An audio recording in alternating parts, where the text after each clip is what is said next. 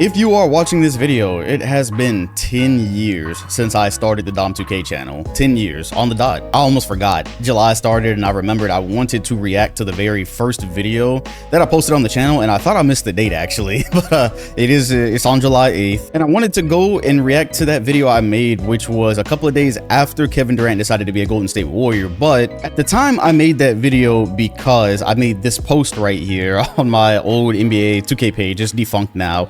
But on June 22nd, 2016, as you can see, I typed out a whole post about why it was a foregone conclusion KD was going to the Warriors. And then right after I decided I was going, or a little bit before I decided I was going to make a new YouTube channel, yeah, he went to the Warriors. So obviously 10-year-old video, some fun little Easter eggs in there. Gonna react to that today, but also, yeah, just if you're still around, thanks. There are some people still floating around that remember the era even before that one in very late 2013, early 2014. Appreciate y'all. Let's keep having fun and let's jump into this video. This one is funny.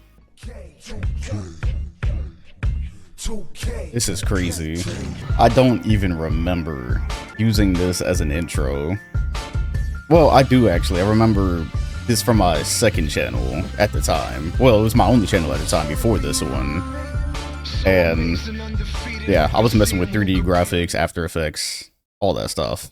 What's up, NBA fans? Dom2K on the mic, and welcome to the new channel. Welcome back to my videos. It's been now about 5 months, almost 5 months even, probably a week from today, 6 days from today. It'd be 5 months since I posted my last video back on the other channel. I know everybody's probably wondering why, what happened, and I'm going to get to that, so just sit tight.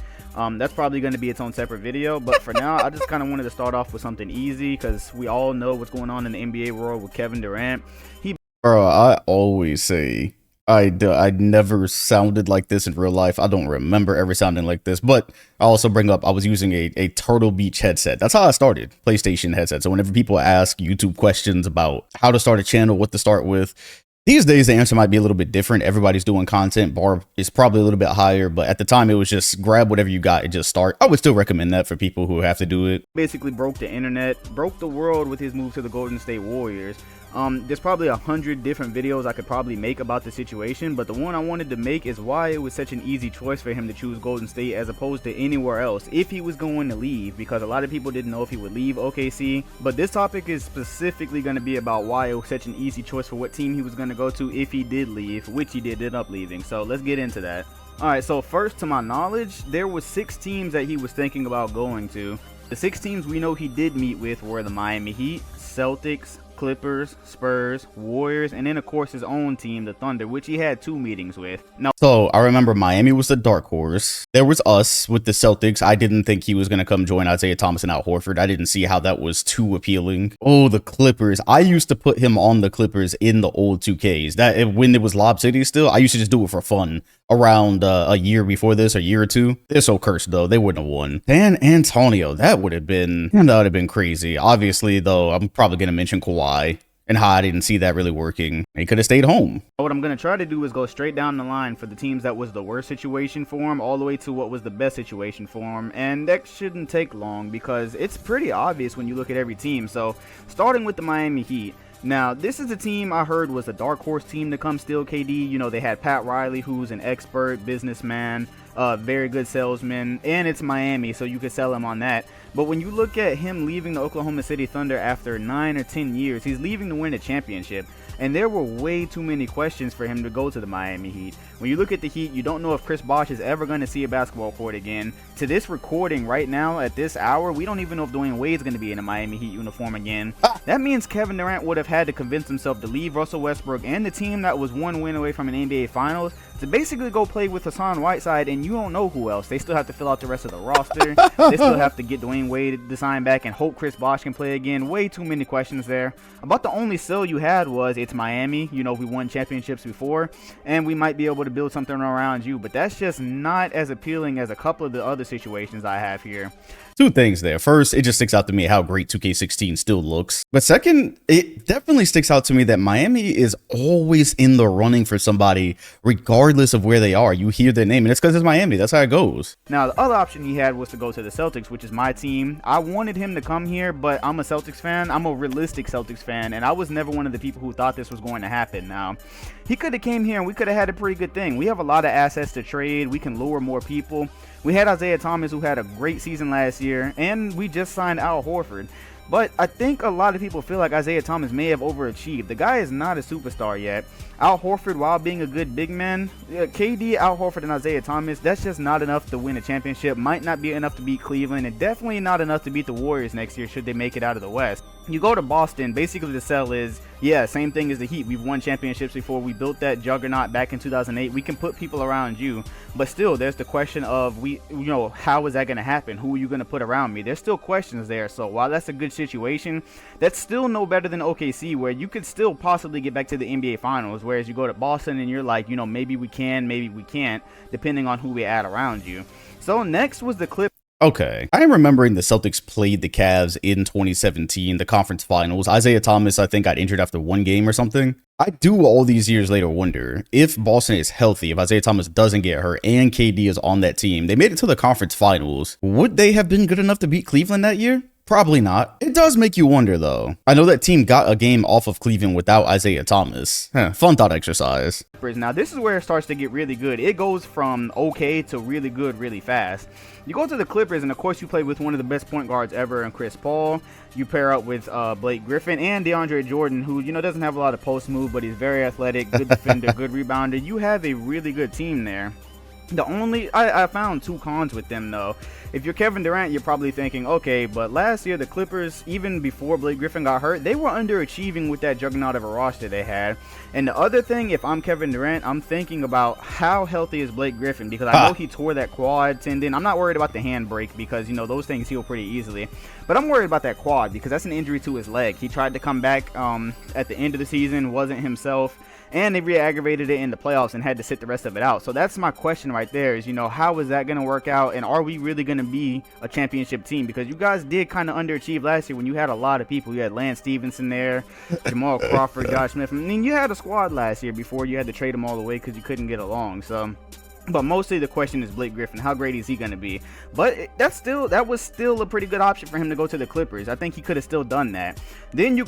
Yeah, forget the Clippers at that time were also dealing with the end of the era. They'd already had all these injuries. I think Blake goes on to get hurt in that playoffs too, right? Chris Paul ends up playing Utah, and Blake isn't a part of that series. If memory's getting fuzzy, these things happen in college. Again, KD signing a long-term deal somewhere didn't make sense for the Clippers. Not with these other guys on the table. What did I say about the Spurs? Go to the Spurs, and this is where it starts to get really hot. I mean, first I was thinking that he was going to go to the Spurs because when you look at San Antonio, how do you turn down San Antonio as a free agent?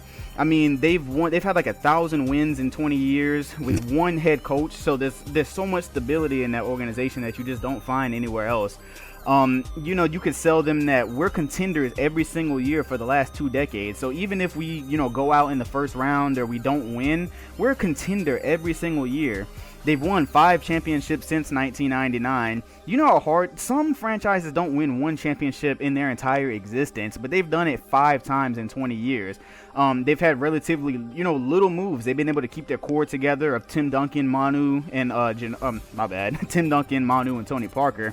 And on top of that, they've been able to bring in the new while still keeping the old. So they've had Kawhi Leonard and LaMarcus Aldridge moving in to take over with the big 3 that they already had still playing. So they move you in, and now they pretty much have their new big 3. But the big problem that the Spurs probably had selling Kevin Durant was that somebody has to, not be comfortable when you think about it. Kevin Durant is a small forward. Kawhi Leonard is a small forward. Kevin Durant can play the power forward position, but that's what LaMarcus is playing. And LaMarcus Aldridge, I think he said before, or somewhere I've heard, that he doesn't like to play the center position.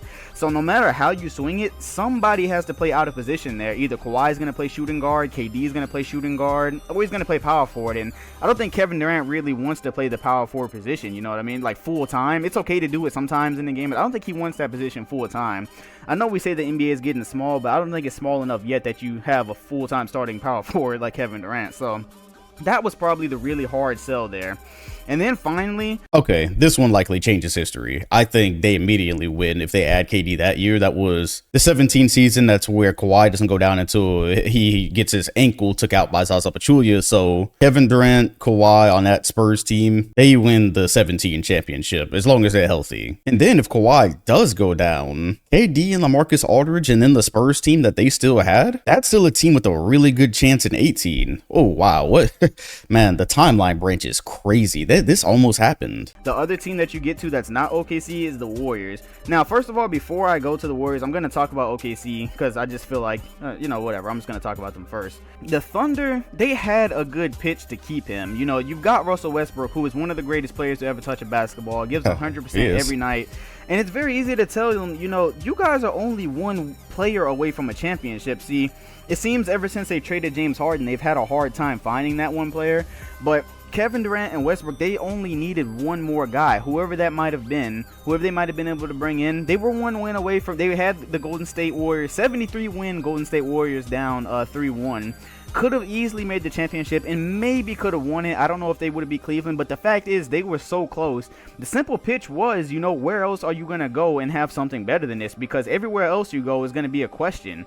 With us, it's not really so much a question as if, at least one time in this next however many years that he decides to play there, we're going to get somebody for you in Westbrook. Now, I do think if he was going to stay with OKC, it was only going to be a one-year deal, obviously because Westbrook is a free agent next year, and Kevin Durant, there's no way you could convince him to sign a 5-year deal with a team that might not have its Robin next year, because KD's probably, I don't know who's Batman and Robin in that situation, but he wouldn't have signed there for any more. Okay, I don't remember exactly how business was moving back then, but a player like KD is not just re-ing up, I don't think, for 1 year. But I also did not remember that Russell Westbrook had a decision to make as well. We do know Russ ends up staying. Knowing what we know about Russ, especially at that time, he probably just sticks it out with KD. And this is a little bit before players started just doing whatever they wanted, because KD did sign an extension with Brooklyn and still ended up getting his way out. So I don't remember if it was quite that fluid back then, but he does not sign a 1 year with OKC, I don't think. Technically, I'm a free agent, but I'm going to re-sign for 1 more year because the gold cap goes up and I can get more money. It doesn't matter. That's not what okay. I'm actually going to put this part of a future series I'm working on right now, but I'm watching Game of Zones. I said in the video when I was reacting to KD and the Warriors, he wouldn't sign a 1 year that year, but I guess I said that for a reason. I guess at the time, maybe he would have signed a 1 year deal because of the cap situation. I forgot about that. I forgot. Okay, that's hilarious. Wow, I just so happened to cut Game of Zones on right after I recorded that video. Yo, an irresistible situation, just like the Miami Heat were an irresistible situation to LeBron James back in 2010. Back in 2010, LeBron had the opportunity to go join with Dwayne Wade and Chris Bosh. Dwayne Wade was coming off of MVP type year, and back then many people don't remember that Chris Bosh was really a top 6, top 7 player. So he could have went Chris Bosh's place in history. I don't think anybody really debates it anymore, but you have a very hard time explaining to people that before he took a 50% role reduction with the Miami Heat, he actually was appearing on lists next to Tim Duncan and Dirk Nowitzki and big men list and such. It's a very difficult conversation to have, especially because he played in Toronto. Nobody paid attention to Toronto at the time. Very weird. Elsewhere, he could have went to Chicago, he could have went here, could have went there, but he chose to build the Miami Heat because it was a potential dynasty. We all saw it, he saw it, and they could have easily three-peated. As a matter of fact, they should have three-peated. They should have beaten the Dallas Mavericks, but they didn't.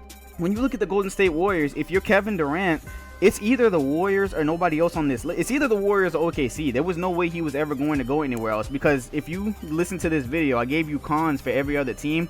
There's no cons for the Warriors. There's no con of joining the Warriors other than people's opinion, which I don't know about y'all, but if I was a rich basketball player, I don't think I would care about anybody's opinion. That's just me, though. Going to the Warriors. That's so funny considering Kevin Durant absolutely cares. He cares too much. That man, after the Twitter fiasco this year with All-Star Weekend, he went off to Instagram Threads to get his bars off. That man overly cares. You don't have to figure out anything about positions because you're better than every small forward they have, so you're going to start there. There's no question of anybody having to move. Harrison Barnes is already gone. Iguodala is still going to be on the bench. There's no question that this team is capable of winning a championship because they already did it, and they were literally about 60 seconds away from doing it again this year, even without their starting center. They won 73 games last year. The floor is spread more than any floor I've ever seen in my life, because you've got Steph Curry pulling up from half court. Klay Thompson is probably the second best shooter ever. That's debatable. We're not going to talk about that right now. Then you add yourself. It's like, who do you defend? It's almost... That's so funny. I was randomly thinking about that the other day. Now that the rest of his career has happened, is he the second greatest shooter ever? Or just in his prime, is he the second greatest? It's like, pick your poison with that squad. You've got the two-time MVP, unanimous MVP in Steph Curry, who I think is going to come back stronger than ever next year. You've got Draymond Green, who's an absolute triple-double machine, and he does not need the ball in his hands that much to be effective, because if Draymond Green gives you 11 points, he can still give you 14 rebounds and 9 assists on that same night. He doesn't need to score the ball to be at his best, although he can. So, and they've also now filled the roster with David West. You know, now everybody wants to go on to the Warriors bandwagon. And look, listen, I understand that was not a popular move. I myself don't support it. Just going back here, this footage is actually from something I was building while I was on that hiatus from YouTube, that 5 months between the original channel and then this one. I was really inspired by Shady, actually, at that time. Y'all know Shady. He made the NBA 2K17 intro. He makes a lot of dope NBA stuff, or NBA 2K stuff, the mixes. They were like art projects, and I was working on one in March, I think, called Nightmare on NBA Street. It was a play on Nightmare on Elm Street, and it was for if Kevin Durant had gone to the Warriors, because I remember seeing that report, and I was thinking, oh, well, this would be funny. I never wanted Kevin Durant to go to the Golden State Warriors, because now I feel like we're probably going to get like another 3 years of Golden State versus Cleveland. But it's this man's choice. I'm not mad at him. I was close. I think that's what a lot of people have probably confused with my Instagram post, is that they think I support this decision to, you know, basically kill competition. I don't support it, but I'm also not mad at it, because I know how players are judged. Players are judged by the amount of championships they win. It doesn't matter how many points you score, like if you're Karl Malone. Doesn't matter how many rebounds you pull down. Doesn't If we didn't know back then, all right, that's all I'm gonna say. Not that it's really that relevant to right now, but we did not know back then. Not as much as we know today. Doesn't matter how many all-star teams you make. Doesn't matter how many all-first NBA teams you make. Nobody cares about any of that if you don't have a championship. The first thing I always hear about Karl Malone and Patrick Ewing, every time they're brought up, is that, yeah, these were great players, but Michael Jordan kept them from winning a championship. That's all you ever talk about with their legacy, is they were awesome, nobody could guard them, but they were unfortunately playing in Michael Jordan's 90s, and they didn't ever get to win an NBA championship. That's all you hear with those guys. And Kevin Durant knows that. I think it's unfair. Me personally, I judge by more than that, but I know a majority of NBA fans do judge basketball players like that. And I think as we're getting more and more upset with these players' decisions to basically take control of their future, it's like we're getting upset with it, but we're also part of the cause, because that's how we judge the legacy. We always say, I mean, think about before LeBron James won an NBA championship in 2010 or 2011. That was it 2011? No, he won his championship 2012. Sorry. Even before that, he was already a Hall of Fame player. By the year 2010, LeBron James was good enough. He'd done enough to be in the Hall of Fame. But the hate was at an all-time high for the guy. They would call him a choker, say he couldn't live up to the big moment. Everyone was killing this man because he did not have a championship on his resume yet. Bearing injuries, Kevin Durant is probably going to have more than a few championships on his resume, and people are never going to be able to say he didn't win an NBA championship. Now, again, I didn't support the move. I am a little bit worried about, you know, how people are going to view his championships, if they're actually going to mean anything to anybody, because he did join this juggernaut of a team. I do wonder. I wonder about the weight it's going to hold. Me, in my eyes, I look at it and say, look, these guys are the best players in the world. It takes so much just to even be in the NBA. It takes so much just to even win an NBA game. If you win a championship, I mean, unless it was bleeding cheating, I don't care. You're an NBA champion in my eyes now and forever. So, you know, big ups to Kevin Durant for not caring what anybody thinks and doing what was best for him. And yeah, this video was pretty much to show why it was. Yeah, I'm a little bit more radicalized now after after sitting through that era. It's funny, I've been sitting here planning to record a video kind of related to what I'm talking about here, just with how the NBA's changed and the CBA and what they did to kill super teams. Yeah, I sitting through basketball from really it's 2015 to 19, but it's more specifically these years 17 to 19. That shit radicalized me. All these years later, I actually don't feel like those titles hold as much weight as I thought they were going to. Now, 10 years have passed since he joined Golden State, and nobody views those titles any differently. You don't see nostalgia post about, man, this team was great, or maybe we took it for granted, or this or that. There has never been any legitimate attempts at making that seem like something it wasn't, because they put an all-star team on the floor. Yeah, I think also what made this era worse for KD is that he did it and he spent so many years afterwards trying to take up for it online, you know, going back and forth with people, constantly answering randoms. Absolutely no competition. Even though he met with 6 other teams, there was never any, or 5 other teams actually, there was never any debate about where he was actually going. I was talking as if he was already there basically for 2 weeks before it happened, because it was that obvious to me. I mean, unless he had some kind of pride where he didn't want to go to the team that had just eliminated him, I was like, well, if you're talking basketball decision, that's the only place without a con. Everywhere else has something to figure out. Oklahoma, Miami, Boston, the Clippers and the Spurs, they all had something that they had to figure out before they won an NBA championship with Kevin Durant. With the Warriors, they basically just have to go and not get injured. Now, I don't think it's going to be as easy as everyone thinks, because at the end of the day, everyone thought when the Miami Heat got together that they were just going to win forever, basically, and they only won 2 championships. It's still 2 championships, but they fell a little bit short of expectations. So all I'm saying is, if you're one of those fans that are so angry about Kevin Durant's move, just remember, they still have to go out and play for it. It's not won yet. Hope you enjoyed the video. Leave a like if you did. They won too. And also about my presence on YouTube. I know this is my first video on my new YouTube channel. I know basically every question in the comment section, every comment in the comment section is going to be about where's Golden, what happened to the 3 Kings in New York.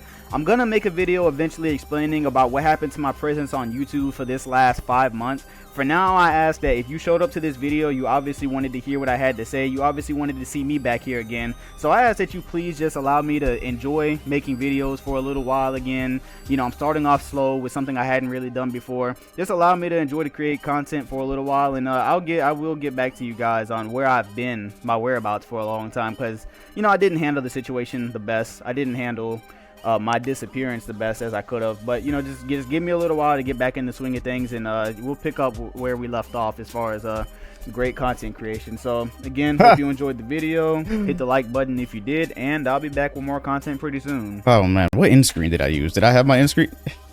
That means you were loyal. Have my Golden rosters. PS4. Okay, yeah, Golden was the follow-up to 3 Kings of New York. I think anybody who followed me around that era never forgot it. That's the one thing. It wasn't that many people, but yeah, that's the original genesis of content creation for me. I'm gonna... I don't know if I want to react to that stuff. I had been thinking about reacting to some of the 3 Kings of New York stuff, but yeah, as you saw, I was like, let me cook for a little while, and it's been 10 years.